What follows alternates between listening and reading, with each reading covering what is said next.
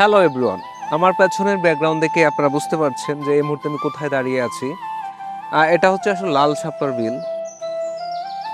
প্রকৃতি আসলে কতটা সুন্দর, এ ধরনের পরিবেশে আসলে না আসলে আপনি বুঝতে পারবেন না। বিশেষ করে যারা প্রকৃতি প্রেমী আছেন এই বিলে কিভাবে যাবেন সেটা জানার জন্য অবশ্যই পুরো ভিডিও কন্টিনিউ করতে হবে।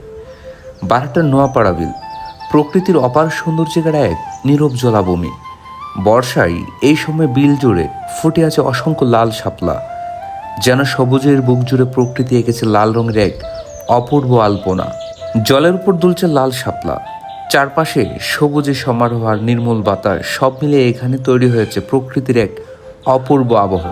নোয়াপাড়া বিলের লাল শাপলার এই সমারোহ শুধু চোখ জোড়ায় না, প্রকৃতিপ্রেমী মানুষের মনে এনে দেয় প্রশান্তির এক অন্যরকম অনুভূতি।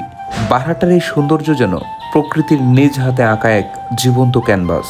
একবার এলে এই সৌন্দর্য আপনার মনে থেকে যাবে বহুদিন। এই অপরূপ সৌন্দর্য দেখতে বারহাট্টা থেকে যাত্রা শুরু করে কান্দাপাড়া পার হয়ে চলে আসতে হবে রামবদ্রপুর স্কুল মোড়ে।